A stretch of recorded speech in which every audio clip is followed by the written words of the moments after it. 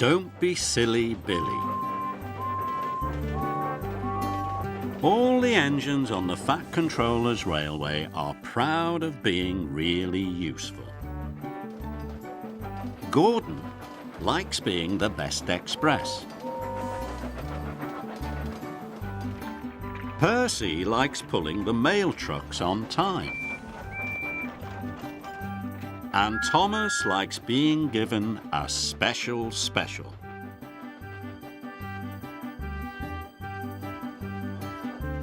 One morning, Thomas arrived at Brendam Docks. He was excited. "Today, I am to look after a new engine," tooted Thomas.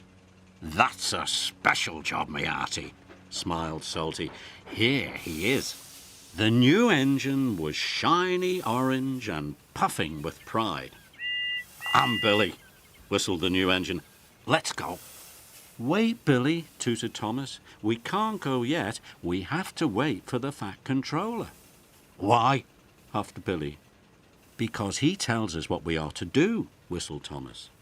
Billy didn't want to wait for the Fat Controller. He wanted to go. The Fat Controller arrived. "Billy," he boomed, "you have a very busy day." Billy beamed. "First, you must take empty chicken vans to the farm and bring the chickens back to the docks. Then you are to deliver diesel fuel to the quarry. And lastly, you have to take coal to the depot." "Yes, sir," bubbled Billy happily. "Right away, sir." "Thomas, you must show Billy how to be a really useful engine," added the Fat Controller, and he left. "Billy," Thomas steamed, "you must pull the chickens slowly and smoothly." "I know that," sighed Billy. He pumped his pistons impatiently. "Don't pump your pistons before you're ready to leave," whistled Thomas. "It wastes coal and water." Billy puffed and huffed. "And first you must take on enough coal and water for a busy day," added Thomas. "Thomas," huffed Billy, "stop telling me what to do. You are a very bossy engine." And Billy raced off. "He thinks you're a bossy boiler, me hearty," laughed Salty.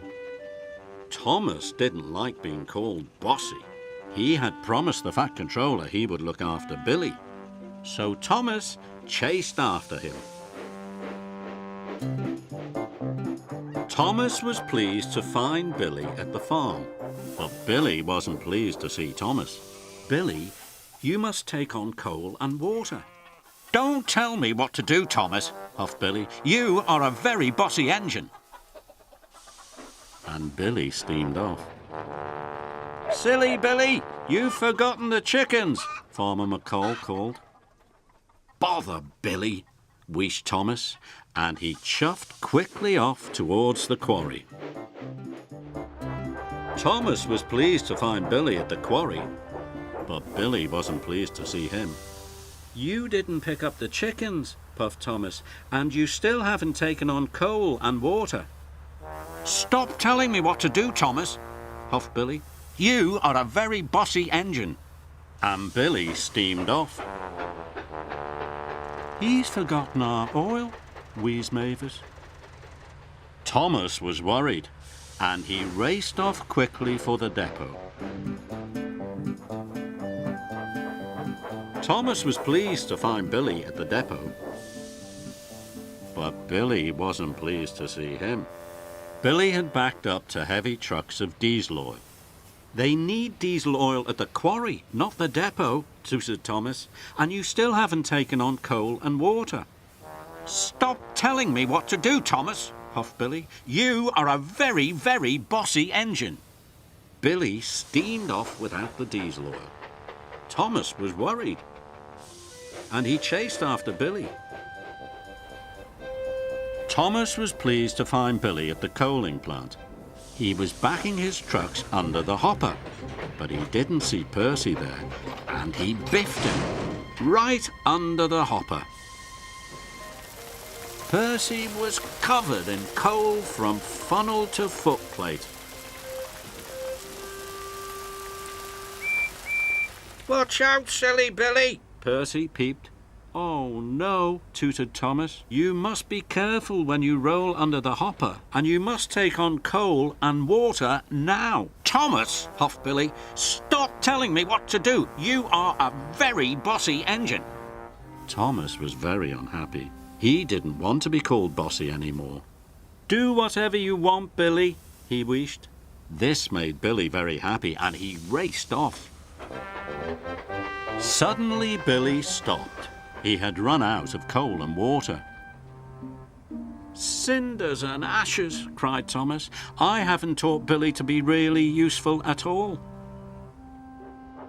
Thomas shunted Billy to the water tower, and Billy's firebox was filled with coal. "I know you think I'm a bossy boiler," tooted Thomas, "but I've done all these jobs before. I can help you. Then no one will call you a silly Billy." So together, Billy and Thomas collected Farmer McColl's chickens and took them to the docks. Then they delivered the diesel oil to Mavis and Diesel at the quarry.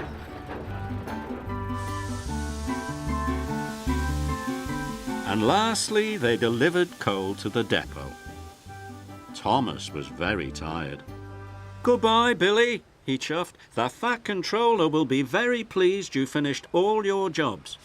Thomas started to puff away. "Thomas," bubbled Billy, "you're not a bossy boiler. You're a really useful engine, and I really enjoyed working with you." Thomas felt very happy. Billy wasn't a silly Billy anymore. And Thomas had made a really good friend.